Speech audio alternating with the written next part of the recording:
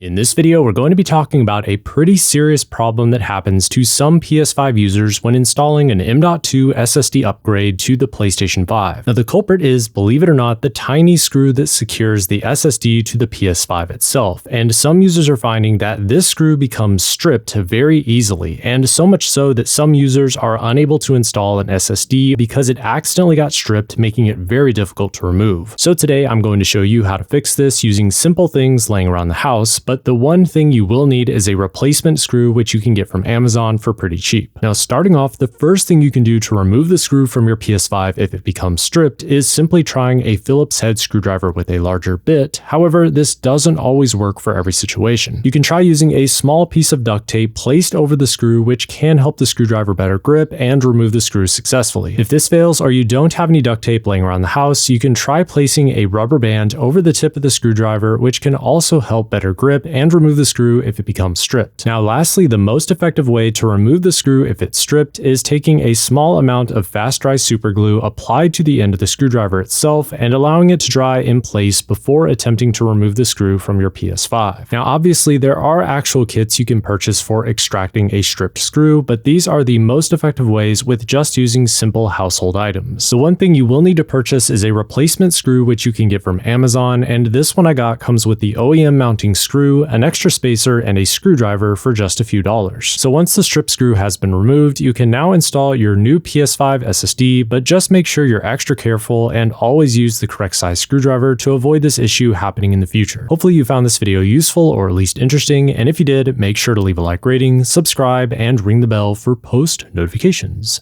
I'll skip it.